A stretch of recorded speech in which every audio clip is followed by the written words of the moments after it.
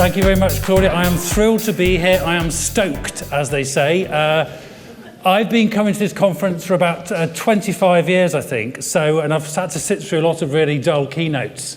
So now it's my turn to get my own back. Okay. So obviously there isn't much time for discussion here. There's a bit of time at the end, but also tomorrow morning I'm doing a session for the academic contribution to practice at 10:20. If you've got any questions, comments, please come and talk to that. Session is going to be quite kind of more like a discussion. Also, feel free to email me at any time if you disagree or agree with anything I'm going to say.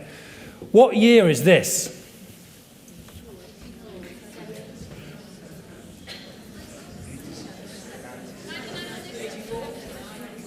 (1997), I think. Now I'm confused. Okay. So I think it's 1997 when Princess Diana, Princess of Wales died, when Tony Blair, New Labour, all this kind of stuff was happening. The Spice Girls. So it's quite, a while ago. It's quite an exciting, maybe or maybe not year in the UK. And this was in 1997. And in 1998, in January, there was a conference going on in Eastbourne. And a kind of mid-career academic was giving a presentation, this is 17 years ago, on what is an evidence-based approach to practice and do we need an occupational psychology. Was anybody there by any chance? Yeah, somebody there. So for you, like me, some of this might be Groundhog Day.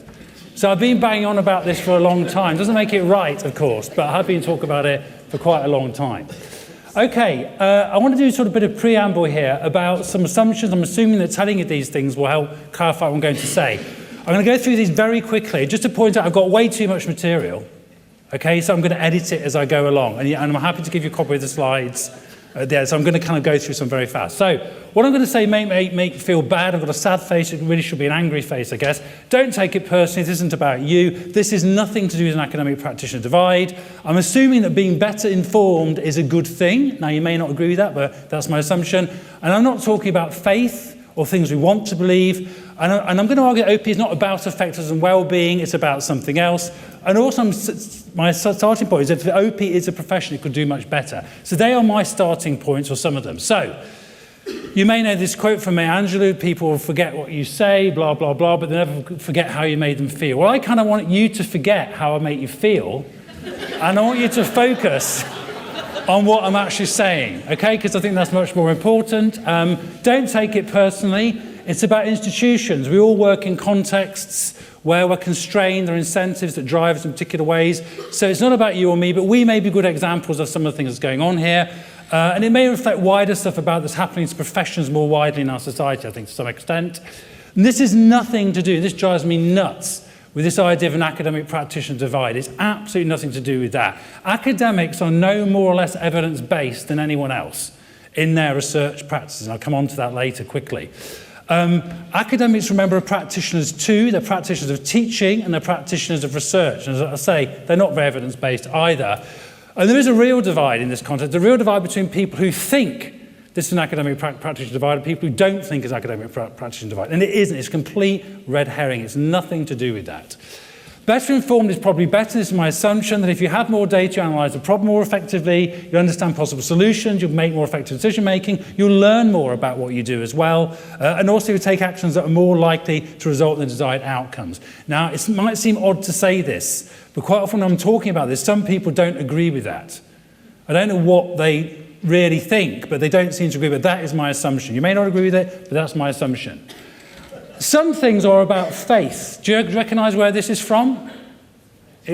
Yes, it was on, I think, the wall in, I don't really watch it, but Mulder or Scully's thing. I want to believe. They're all things we want to believe. We want to believe that diversity is good or good for business. We want to believe that. We want to believe all kinds of stuff. I'm not talking about that kind of thing. Is this a good question? Any of you seen this recently? So for some reason, particularly, I think it's probably around the UK, but in London in particular, Jehovah's Witnesses have been very active in popping up outside every sort of rail station, even quite small, and giving out things. And I saw this a couple of months ago. I thought it was quite good, quite a good question. Because it's not necessarily a bad question. We should take all these questions seriously. What do you mean by Satan? What do you mean by real? Now, I'm guessing there are some people in this room that believe in Satan. There are probably some people who don't. But both positions, I would say, are kind of slightly faith-based, possibly. And I'm not talking about those kinds of beliefs.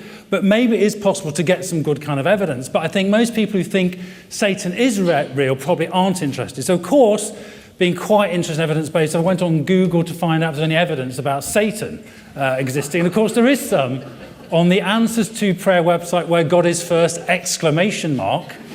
And it says here, the physical evidence of Satan's existence is quite clear, blah, blah, blah, blah, blah. Death, sin, broken marriages, illnesses, murders, theft. So to not believe in the existence of the devil on this planet is like walking in a forest and wondering where all the trees are. Isn't it just like, it's just like that, I think. Satan's all around us, more and more evident, all the baby murdering, all that baby murdering. Okay, no doubt about it, etc., etc. So what I'm talking about is not things based on faith. So I'm not talking about stuff you just want to believe or like to believe. I'm really not talking about that. And that's fine. That's okay, but it's not what I'm talking about today. So if one test of this is for anything you believe, if you cannot think of anything that would in principle change your mind, then that is faith. Okay, and that is fine, but it's not what I'm talking about. I don't think it's what organisational psychologists should do either, as it happens. But yes, I'm not talking about faith. It is a question of where we draw the line partly. Does anything go? My assumption is no, not anything does go. What is probably okay, what's probably not okay? Where do we draw the line? How do we draw the line? How big is it and so on, and how do we decide? So my assumption is about this. It's not that some things are good and some things are terrible, but there are lines to be drawn somewhere, I think, for any profession about what it is acceptable. OP is not about effectiveness, and I feel quite strongly about this. It's about organisations and it's about psychology. So if you just break it down a bit, it seems to me our clients have problems and objectives. They do, we don't necessarily, and we use our knowledge to help them get there. And I think it's extremely dangerous to confuse what organisational psychology is with what our clients want to achieve. They're not the same things. Okay, we shouldn't want our clients to make profit. Why should we? It's not our job. It's their job. They're managers. We're not managers. It's their role to do that. And you may or may not agree personally, professionally, what the problems and objectives are of the clients you work with. You may or may not, and I think that's very important. Would you necessarily work for any client to do anything, to achieve any objective you want to achieve? I'm guessing not. You may, one recent example of this, do you recognise these two people? Any of you? No? If I said, how many psychologists does it take to devise a CIA enhanced interrogation program? Does that give you a clue? As the Daily Mail would put it, the kings of torture, who made 50 million, blah, blah, blah, blah, blah. Somewhat they say is fairly accurate. This is based on the CIA report, or not the Senate report that came out just before Christmas, basically suggesting that these two individuals were helped to design and sometimes oversee some of the interrogation tactics, which some people think are pretty close to torture. Those particular individuals had no experience as interrogators, no background in counter-terrorism, and no cultural linguistic experience in the area they're working in. They had contracts worth $180 million at the time, but the contracts were stopped, and their businesses got $81 million for doing that stuff. So I think you do have to separate out what you as a psychologist think your clients are doing and whether or not you feel you want to help them do that. It's not our job to make those clients' objectives come true. It's their job. We are helping them to do that, which means we need to think about what it is they're trying to do. So I think there's an important distinction there. If you want to know more about it, it's in this book. So what do psychologists do? Well, I think they apply psychology to sort of problems in various ways. They do not own the client's goals. The client owns those. So the direct goals of OP is not to enhance well-being and effectiveness, which is often trotted out. They may be our goals as well, but we shouldn't confuse those two things. I'll come back to that kind of later on. My final assumption is that if OP is a profession, it could do better. Now, are we, and this is a distinction I think is quite important, are we basically guns for hire that will just do our thing to whoever pays us? Is that what we do? Is that what it is? Or is something more akin to a profession in which we are approached by a client with a presenting problem, we analyse, diagnose and assess that problem by collecting various kinds of evidence, we propose possible solutions to that, showing their likely downsides and effectiveness, and then we discuss with the clients and agree whether they're going to do it or not. What are we? Are we service provider? Nothing wrong with being a service provider, but it's a completely different model, and it's not something you necessarily need a master's degree for either. But what are we supposed to be? And I think we're supposed to be a profession which goes through those kinds of steps. And I'm assuming we could do it much better. That's my assumption. You may think we're pretty good at it and everything's fine. Okay, then you won't enjoy this very much. All right. So I also have a sore throat. Okay, these are what I'm actually now going to do my preamble. I'm now going to get into the main body. I'm going to cover these kind of points. So, what does evidence-based means? We use evidence all the time in our work. We do it all the time, even we use a little of it, but do we use enough of it? Do we use sufficient evidence from different sources? Do we critically evaluate it? Do we pull it together and try and make sense of it? So it's not a question of whether we do or don't. Evidence-based practice is not about that. All practitioners are evidence-based. It's those questions we need to think about. Are we doing it enough? Are we looking at the right kinds of evidence? Are we looking at it critically and so on? We also, one way of thinking about this, we use evidence all the time in our everyday lives. So it's not a weird thing. You don't switch on your evidence gathering switch and start doing it. You're doing it the whole time anyway. For example, simple questions like, what film shall I watch? What kind of hotel? Should I apply for the job? Have I put on weight over Christmas or have my clothes shrunk? Whatever the question is, you will use information or evidence to help you answer those questions. So in the case of films, you may choose on the basis of actors or sequels or genre, or you may look to databases like IMDb, film made in Glasgow a few years ago, and you may look at the scores and go, okay, so I want to watch a really good film. I'm not sure about this. 6.3 out of 10. Is that high enough for me? Or do I really only going to go and see things if it's kind of 9 out of 10? Or am I a kind of crazy, wacky person that hates films everyone else likes? So I'm going to go and see films that get quite low ratings because I'm kind of on the edge. I like really strange films that people don't like. And you look at different ratings. You might say, I only want to look at the professional critics' reviews. I'm not interested in what the people think. Who cares what the people think? I want to know what the professionals think. Or you might think, no, I want to know what the people think. I don't care about the professionals. So again, when we're using this evidence, we don't just look at it and automatically take it on board. We critically appraise it. What I was doing then is critically appraising. Can I trust it? Is it valid? Is it reliable? And so on. Same with hotels. TripAdvisor, I'm sure many of you use this, is this hotel. This is another hotel. Oh my God, that's number 17. That's number 23. Does that matter? This has got 4.5. That's only got 4. Oh gosh, do we really care about that? So again, you're going to use this as information. This is, again, the TripAdvisor on restaurants. This is a restaurant called the Gannet, which is fairly new. You can see it's number 153. It doesn't sound very good out of over 1,000 restaurants in Glasgow. These are the ratings, and these are some of the things. Look, what an awful dining experience we had in this restaurant. The food we had was cold, overpriced, and the waiting staff were rude. Well, I'm reading and thinking, I really don't care about rude waiting staff. I really don't care. So I'm kind of already starting to dismiss this review. And then it goes on, save yourself no don't bother trying this one. Nothing spectacular. We were disappointed. The portion size are on the small side. Well, you should eat before you go out. Come on. What are you talking about? Not Gannet. So then the food was tasty enough. Well, that's good. Tasty is good, I guess, in food. Except even though the belly which accompanied the board design was a bit greasy. Even though that's good. Greasy belly is good, right? It's not a bad thing. So again, I'm dismissing this.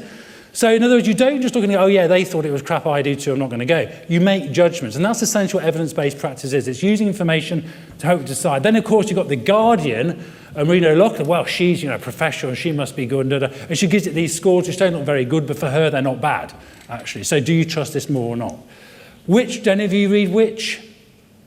Yeah, middle-class, anxious consumers, yeah, okay. You might be interested in a washing machine, and you kind of do this thing. I don't know if any of you would pay £900 for a washing machine. You might, if you're really into washing, or washing machines. But you do what most of us do, is you look at the price, you look at the percentage score, and you go down till you hit probably the hot point, because it's most bang for the buck. And then, as you all know, when you then go on the John Lewis website, because you're also anxious middle-class consumer, to try and buy, they're completely run out, because everyone else has done the same thing. Okay, so we use the information again. So evidence-based just means, looking at different kinds of sources and evidence, critically appraising it, saying, is it reliable, can I trust it, and putting it together in some way to inform a decision. That's it. Simply, that's what it means. The underlying logic is that practitioners always do use different kinds of evidence, but the question is, do they do it enough? And the argument is the more and more valid bits of information they use and incorporate, the better the quality, the decision will be, and the outcome will be. So again, it's a question of degree, how much is enough? And I'm going to argue that in general, and also I don't know, in general, it seems we don't do that enough, in my opinion, within organisational psychology. The idea of evidence-based practice is actually been around for a long time. It first started in medicine, but it's been applied to many, many, many other fields.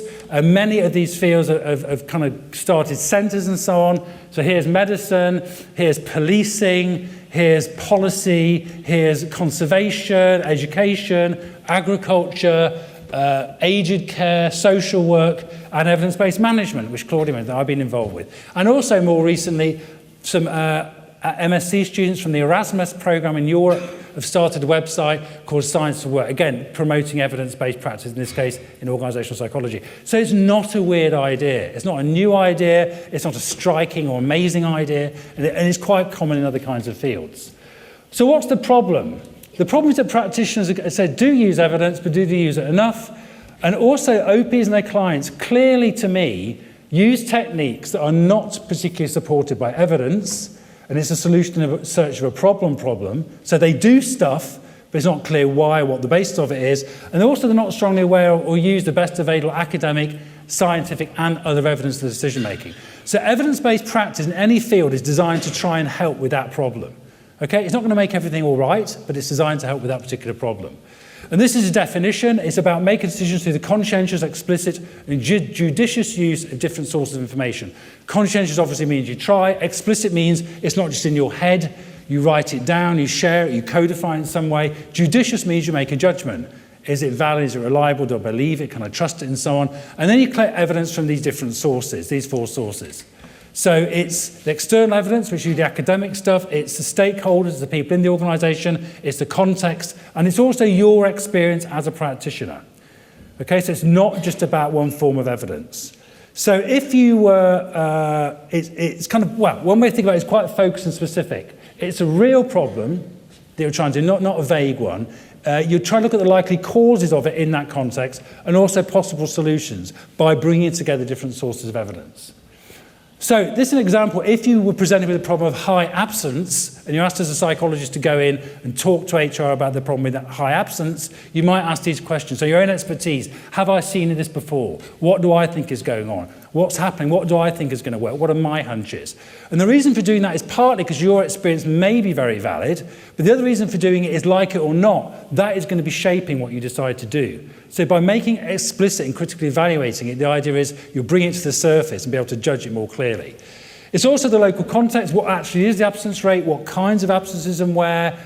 Is there absence management already in place? What's happening? That's the organisational stuff. Then we go to the academic bit, the research evidence. It might be, is the absence rate high? It may be a core centre in the northwest of England, and the absence rate is 4%. And you say, actually, that's pretty good. You're doing well. So don't worry, you could try and make it lower, but actually, for your sector, that's pretty good. So why would you throw lots of money at trying to solve this problem that doesn't seem to be much of a problem for you in this context? So it's the research evidence, also evidence about what causes absence, and also perspectives of people going to be affected.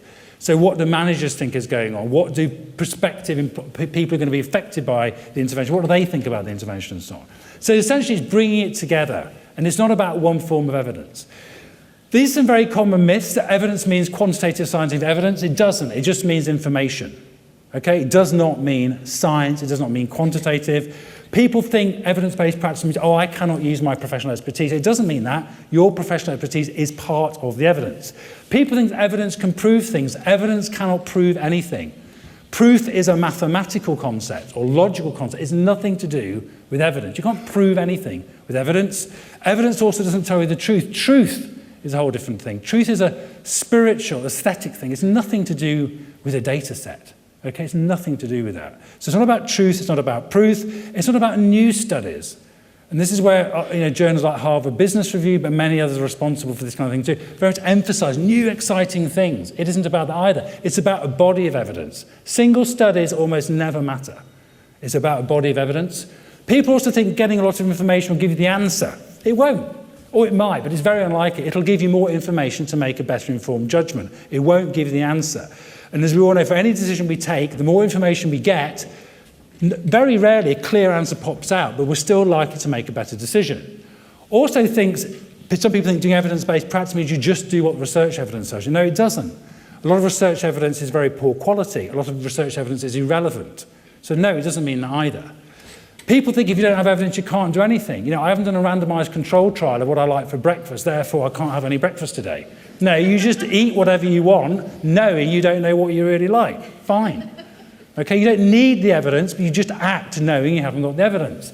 People also think experts know all this stuff. They don't. Experts are incredibly biased. And generally speaking, within hierarchies of evidence, say in medicine and other contexts, expert opinion is considered to be the lowest form of evidence, the lowest quality of evidence.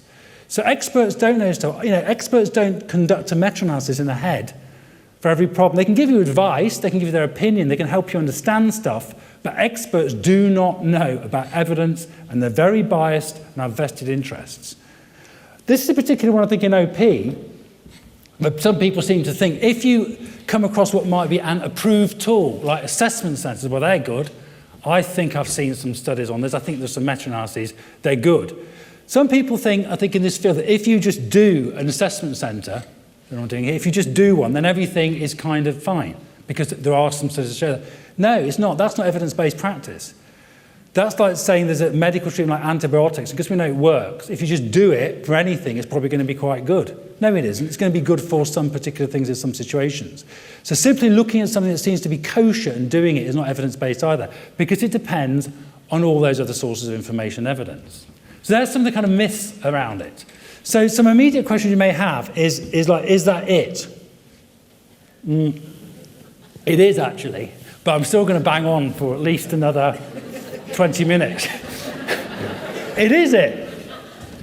Isn't it sort of obvious and common sense? Yes, it is bleeding obvious and very common sense. But the big deal is it's not happening very much, in my view. And feel free to disagree with me, either at the end of this talk tomorrow, email, abuse on Twitter, however you want to do it. Feel free to agree with me. But why isn't it happening? I think it's because we're all rewarded for doing different things. We're rewarded for doing things that are not evidence-based. And I'll go into that now in a bit more detail. This is, to me, for our field in particular, a real point compared to, say, clinical psychology, where the main employer is the National Health Service. Most OPs are freelance workers or consultants. I don't have the figures, but I think it's huge as a proportion, maybe 80%. Okay, so they depend on getting work constantly and working on small short-term projects. Their clients are mostly HR managers who, for the most part, have already decided what they want. They want an assessment centre. They want some training on emotional intelligence. That's what they want. They've decided. So you go in with your big evidence-based hat on and say, well, we wonder what the problem is. Can we think about this? Can we analyse it? They're going to go, no, I just want. Our managers aren't very emotionally intelligent. We want to give them some training. And you're going to be going, well, how do you know they're not? And why would that make a difference? And does emotional intelligence matter anyway? Not very much, but hey, it's popular, okay? So, you're not going to be very popular. So if you go and start asking those questions, you're not going to get the work. Someone else is going to get it who will ask less questions. Generally, not always, just generally, because they've already decided. And if your client has already decided what they want as a professional and you need the work, there's very little you can do. There's very little, unless you don't need to eat or have got personal income or whatever it is, you can't do it. And you know also that if you walk away from that work, there are a massive queue of people who will do it if you won't, many of whom are not occupational psychologists. Because don't forget, as far as I'm aware, there's nothing an occupational psychologist does that someone else can't do. This is, again, a big challenge for us. Anyone else, virtually, who the client believes can do it, can do it. There's no kind of real restriction. The question is then, do we get much of an opportunity to practice evidence-based? I would say not. And I think this is a kind of inconvenient truth for this profession in this country. As psychologists, we often don't get a chance to do this, even if we want to. Is that unfair? No response. Excellent. Okay. Yes, it's fair. Okay, one response. Okay, so reminder, and this is what evidence-based practice is. It's being conscious, explicit, and judicious, and pulling them together. And you might say about any profession, is this profession, whether it's policing, social work, government policymakers, is this an evidence-based profession? And these are some criteria you can apply to actually try and work it out. So, for example, they'd use the term evidence-based. A profession could be evidence-based, but never have heard of and never used the term. I think it's unlikely. So if they are actually taking an evidence-based approach, it's likely they'd use that term. They'd also be able to get research summaries or systematic reviews. I'm not going to talk about that much now, but again, an important thing about being an evidence-based practitioner in any field is you have to have really good summaries of the available evidence. You can't sift through hundreds of dull, boring academic articles every time you've got a client question. You just can't. So you need systematic reviews, and these are not the same as meta-analyses necessarily of that stuff. You also need to be able to get hold of primary research as well. You would expect any evidence-based profession to be sceptical about stuff.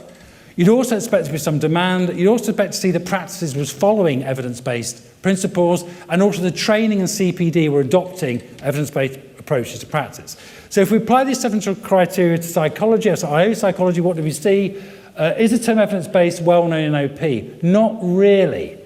This looks quite impressive. And by the way, this is just a Google search, and Google search has gone weird, and it's probably not very accurate at all. But just as a very rough guide, evidence-based occupational psychology generates 5 hits.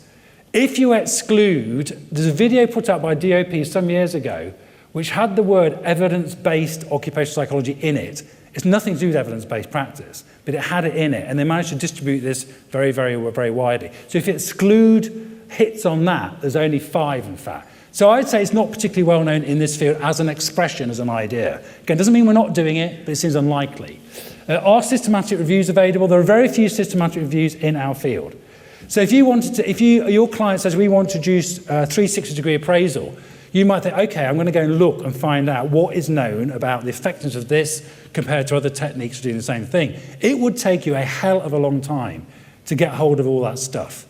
There are no systematic reviews, or not many in this field. There are a few more now, but there aren't many. Can you get hold of a primary research article? Well, kind of. Can you get hold of everything you want if you're a member of the BPS? Just some of what you want, probably. Yeah. Okay, so you can get hold of some, so it's not bad, but you can't get hold of everything you want. Are we sceptical? I think we're not particularly. I think OP is very into fads and fashions. I think we have to be because our clients love it. We're not too sceptical. And again, can you think of anything you would look back historically in the last 20, 30 years now feel you say that was a bit of a fad? Can you think of anything now that whenever you hear it, you go, oh gosh, it's not another... Yeah? Okay, you don't have to name it because you've probably got 2 weeks work on it next week, but it's okay. It's okay. Yeah? We're aware of this stuff going on. An evidence-based profession would not do that. It would say, wait a minute, what's the problem? What is this new thing? By definition, for new things, there's not enough evidence to know whether it works or not. It doesn't mean you shouldn't do it or try it. We have to then evaluate it and build a body of evidence around it.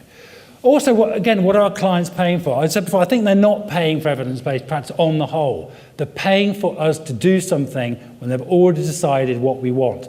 Do we, in that sense, have much power in the client relationship? If we're very dependent on getting more and more work, I think we don't. If you're employed in a big organisation, I think you probably do.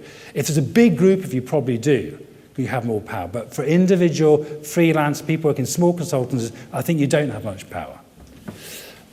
Does practice follow those principles? I don't know, but I don't think that much. It does a little bit maybe, but again, a lot of it is applying techniques that have already been decided. So I think not very much. Does training and CPD? Not really. OPs are not trained evidence-based practice, but they're trained in universities on master's programs which use a standard, filling an empty vessel with information model. So you just give people knowledge, and then they answer exams and essays, and then they've learnt stuff, right? That's not evidence-based at all in many ways. We don't teach OPs how to learn themselves. CPD is also not very evidence-based. So in other fields, evidence-based CPD means giving practitioners, if you like, real problems to deal with, and then helping them get those different kinds of evidence, the 4 sources, and critically appraising it, and helping them make a decision. It's not about telling them about a new thing or reviewing a field. It's about dealing with problems, because that's what you need to do in your work. So I think not much. How evidence-based are our clients, say most HR managers? Not much. HR's renowned for being into fads and fashions. I think there's a huge consultancy industry built up around this.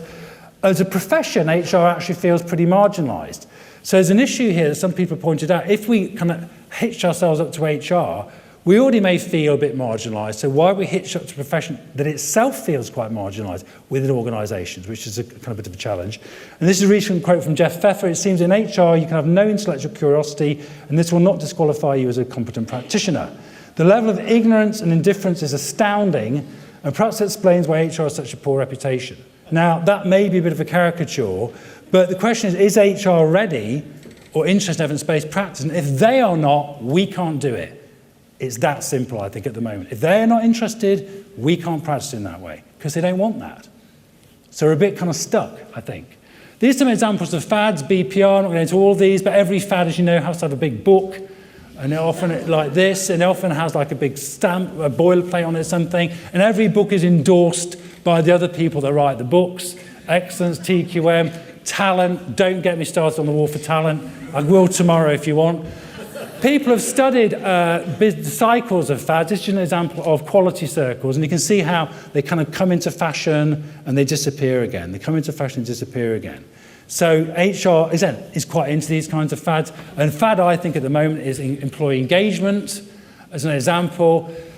And if you look, again, it's not very accurate, but if you go do a Google Trend search for job satisfaction in the red and employee engagement on the right, you can see what seems to be happening is people searching for job satisfaction is going down, people searching for engagement is going up. So maybe one is kind of just replacing the other in some sort of way. There's two fundamental questions. This is just an example about employee engagement that most practitioners or consultants will argue that basically if you can increase engagement, and increases cause increase in performance. Okay? Because if they don't, who gives a damn about engagement? Because that's the whole point of it, according to these consultants. The other point is that if you intervene to increase engagement, it will subsequently increase performance. They are the two fundamental questions. And if the answer to those is no, it doesn't, or we don't know, you're screwed. You're absolutely screwed, because you're basing what you're doing on nothing. Okay? So what does the evidence say? Has anyone read a systematic review of this? There aren't any yet, but I've done a very unsystematic review. And in it, you kind of find out interesting things, that there are huge definitional problems, that did you know the Gallup Q12 measure, only one study, but it correlates 0.91 with the measure of job satisfaction at unit level. So it's kind of job satisfaction, kind of, more or less. And if you apply, given those two questions, if you apply a hierarchy of evidence to it, there are no systematic reviews of those two questions about employee engagement. There are 3 meta-analyses, but they're all cross-sectional, so they cannot answer those cause-effect questions. And if you can't answer those cause-effect questions, then you've got nothing much to base it on. There's no longitudinal studies. There are around 10 cross-sectional studies. There's tons of commercial non-peer-reviewed consultancy, and there's tons of expert opinion, views, advocates, and so on. So as a field, and this is published on the Engage for Success website, a paper I did, a little report I did. But so it's quite kind of interesting. If you talk to HR managers, this is just an example, and I have, about these results. Some of them really like the challenge. A few kind of laugh and smirk and go, yeah, I thought that was kind of a fad. Not the people who've got employee engagement in their job title. They don't smirk so much. They do not smirk so much. They are offended in a how very dare you style. And I go, look, I'm not saying don't do it, but just don't pretend it's this wonderful thing, because there isn't any evidence. It might be a wonderful thing, and who knows, in 5 years, 10 years, maybe there'll be huge body of evidence that says employee engagement is absolutely brilliant. Maybe, I'm talking about now, what we know now. So you can't make these claims on the basis of nothing. And I had an experience just before Christmas. I was at a meeting of so-called senior leaders. I always hate this expression, but senior people in HR in London, organised by CIPD, just a small kind of group. And I just said to them, what is the evidence for employee engagement? Does increasing employee engagement increase performance? And can you intervene to increase engagement? Simple question. I said, what is your evidence? And the kind of responses I got, they certainly were not aware of any of the, well, maybe not all the published evidence, but the kind of things they said to me were, you can just see it. You can just see it. This is what we're dealing with. Seriously, you can just see it. So you can imagine you went to a social worker or a policymaker or whoever, and they say, oh, I can just see this person is, well, can you really just, oh, well, you don't need to sort of do any training or anything. You just see things. You don't need a qualification. You can just know things are happening. Well done you know. Also, I read a paper once. Someone said, I saw Mike West talk about it. No, he didn't. He talked about something else. It wasn't employee engagement. But anyway, he did talk about it, I'm sure. And someone else said, I saw it on a graph.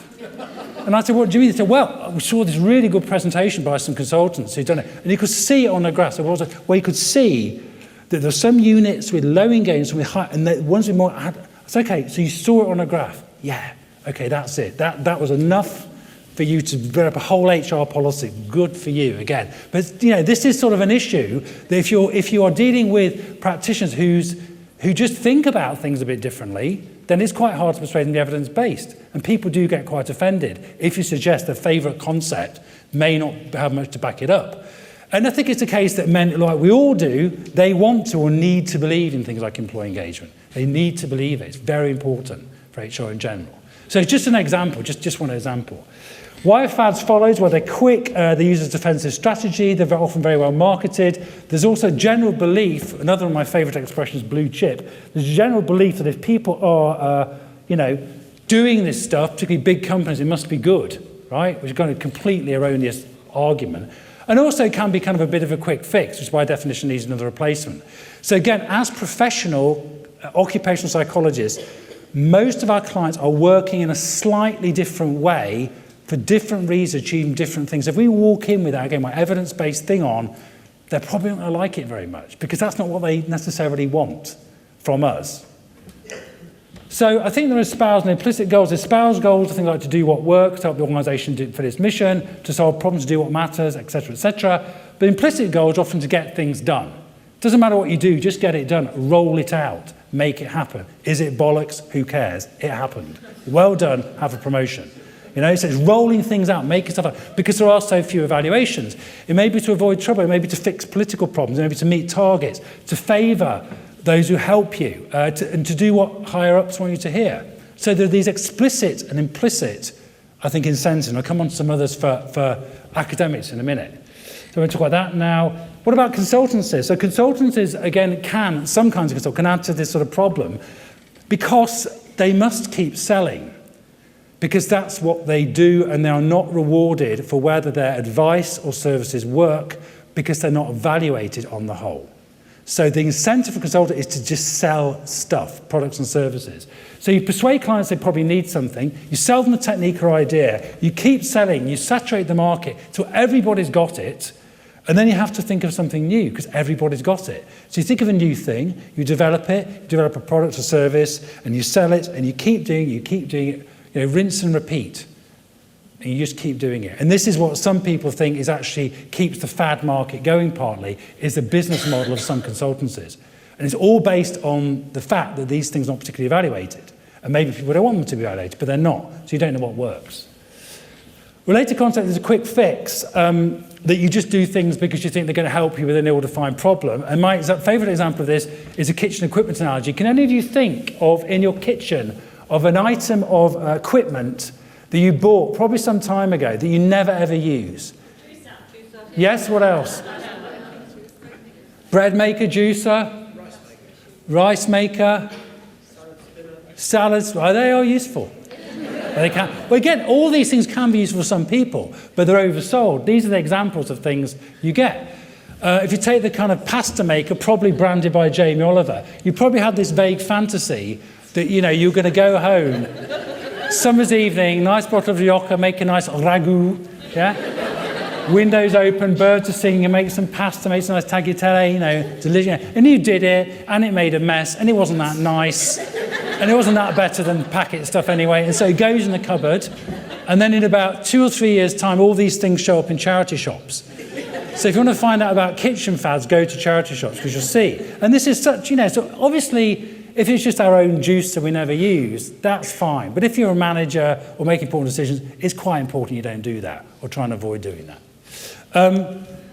Diet industry is a great example of this where, there's a quick fix kind of thing where there's herbs and tablets. And again, for most people, most of the time, not everyone, losing weight is a very simple, it's not simple, but it's a simple formula of eating less and expending more calories. That's kind of it.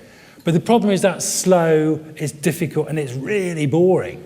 So what is better than to take a kind of pill?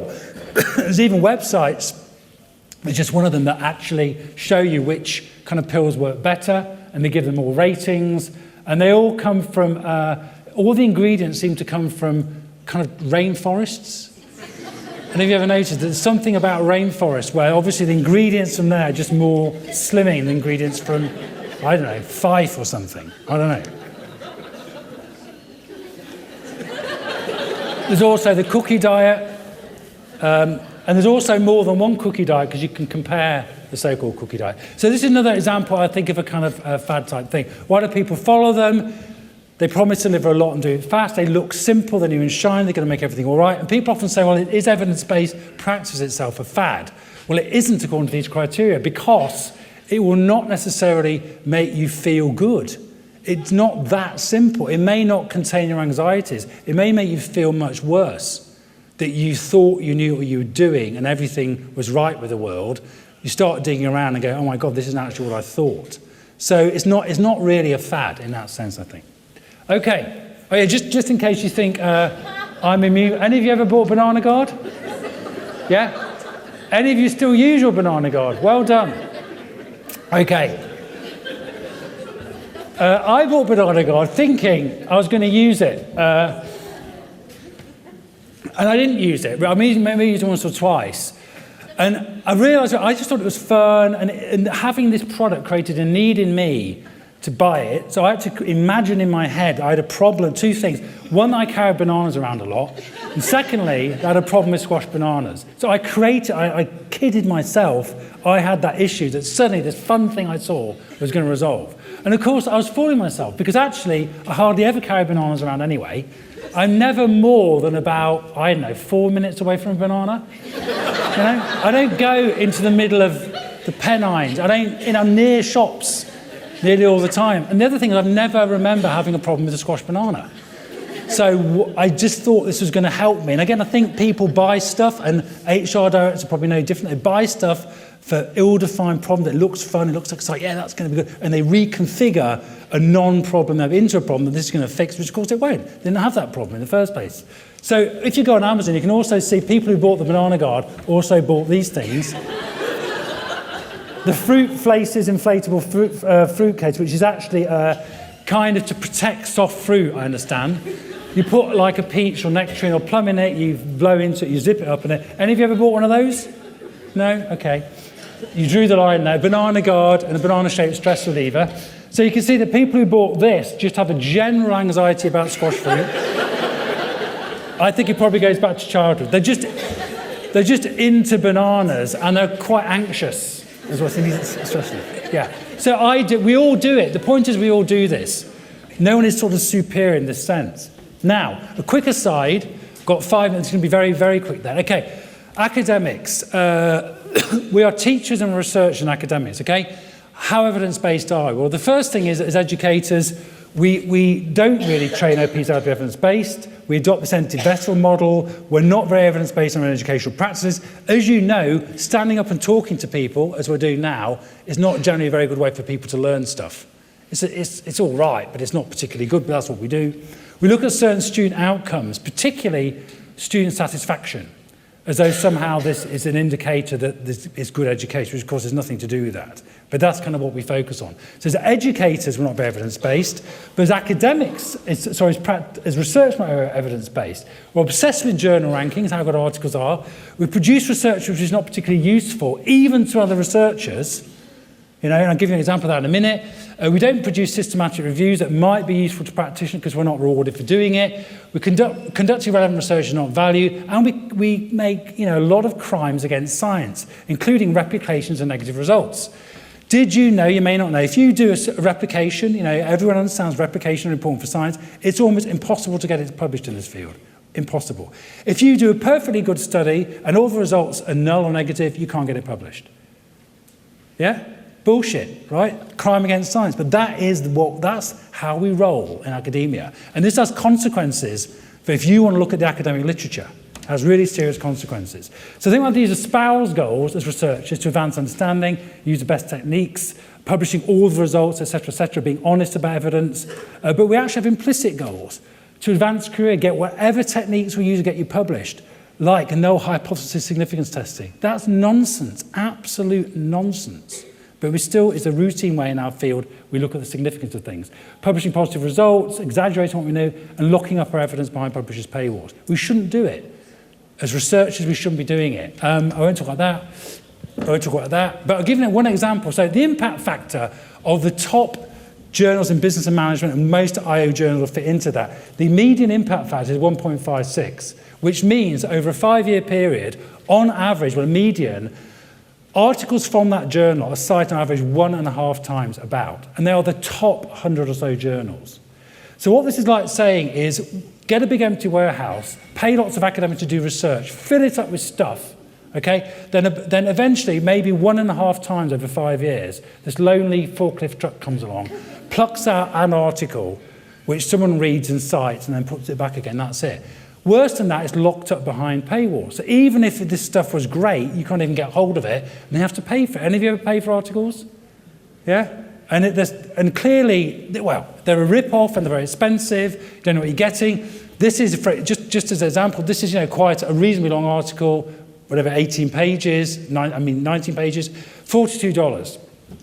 Here's another one. This is a much shorter article, 3 pages, $42. Here's one that's very old, $42. So it seems to me the publishers are not actually very interested in selling this stuff. They're just, putting it. So again, from an evidence-based point of view, in terms of what science and research is supposed to be about, we as researchers are not being very evidence-based. Won't talk about all this, but there's a very good article by Keats and McDaniels in IO Psychology about this, looking at things like harking, which is changing your hypotheses after you've got the results. Yeah? Familiar for your MSc dissertations, perhaps? It's not just you, it's standard practice in academia. And also, again, I won't even talk about NHST now, but this is very good. This is across lots of disciplines. This is the percentage of positive results reported in journals from 1990 to 2007. This is across all fields. And as you can see, it's gone up from 70% to 2007 going up to about 86%. So it could be that researchers are getting so good at just predicting everything that they're getting more and more positive results. And if you continue that graph up, in about 10 years' time, we won't need to do any more research. All we have to do is think of a hypothesis and it'll be right. Brilliant. Okay? So we're kind of, corrupted as well. And the stuff about management research being fishy. The Economist is even concerned about this. So anyway, as an aside, yeah, they are. So just to conclude, okay, does it matter if evidence-based? In a way, no, it doesn't matter at all. Who cares? People seem to like what we do. We can earn a crust. Who cares, right? That's one kind of response. I understand that. But I think it diminishes the profession. It diminishes what we do because we don't know if what we do works or why it works. And also it's unethical. If you look at just some of the codes of ethics excerpts, things like informed consent, if you use a technique and you don't know pretty well the body of evidence that shows both the positive and negative effects of that technique, how can someone give informed consent? Because you can't tell them. You can't tell them. Also, for example, psychologists should avoid harm. Do you know what harm are caused by our practices? Do you actually know? When you do whatever, Belbin off the top of my head, do you know if there are any harms to that? I don't know. Do you know? I'm not doing it. But if you're doing it, you kind of need to know. I think the burden of proof is on the person using the techniques, because often people say to me, well, you don't know it doesn't work. And I say, it doesn't matter if I don't know it doesn't work. Do you know it works? You are flogging this stuff, I'm not. So the burden of proof has to be on the person promoting and using it to say whether it is or not. And also, like I said before, just because it's some good evidence it works doesn't mean it works here. If you look on LinkedIn, this is my final 3 slides, on LinkedIn, it's very hard to find out the way occupational psychologists kind of sell themselves or the things they say they do. So if you just go on LinkedIn, you look at child occupational psychologist, there are 719 results. And you can kind of match that with other words. And you get some idea here. Training is up there, it makes sense. Coaching, the last time I looked at this literature about 2 years ago, there actually is very little good quality evidence that coaching does anything worthwhile. Now, there may have been 50 super studies in the last 2 years, maybe there has. I don't actually know. But when I looked before, there was very little evidence. Doesn't mean you shouldn't do it, but don't go around telling people it's this wonderful thing, because we don't know. Might be. Talent, whatever the hell that means, 3 degree. Mbti, what about that? Is that okay, everybody? MBTI all right? Is that all right? Okay. Emotional intelligence, is that all right? Is that good? Okay, let's keep going. NLP, is that okay? Is NLP all right? No? Don't know? Okay, well, 55 of those 719 child providers say they do NLP. And they're not only that, they are masters or something. Master, super master NLP, whatever. Okay? I'm not the evidence police. I don't know if you should do it or not. But my limited understanding of NLP is it is based on completely erroneous assumptions about the way the brain works. And there's no particular evidence those techniques are effective. So is it okay as a professional body of psychology that people do that? I don't know. Is it? What do you think? I don't know. And if you think it isn't okay, what are you doing about it? I don't know. It's not up to me in a way to decide. Does anything go? Where do we kind of draw the line? Okay, what can we do about it? I think we'll revisit the values. What is it for? Consider what a minimum professional standard looks like. What is it? What is actually acceptable and what isn't? How are consultants different? How are we different to others? If we don't have evidence, then say so. Yeah, and Einstein didn't actually say this, though people think he did. He said something, he was alleged to say something like, if you had 1 hour to save the world, he'd spend 50 minutes analysing the problems and 10 minutes trying to solve it. And it seems to me that often in OP, what we do is we spend a lot of time, very little time analysing the problem, and a lot of time implementing a solution. It seems to me it's kind of slightly the wrong way around. Okay. One thing I think we can do is to persuade our clients to be more evidence-based. This came out today in HR Magazine, which is an attempt to try and persuade HR to be more evidence-based. If HR gets into evidence-based management, then they will love what we do even more, because we can help them do it, but it must be persuading them. Finally, I think we just need to be psychologists, which means to use the body of theory and evidence, use critical thinking and scientific thinking, and use data to analyse and diagnose. Thank you.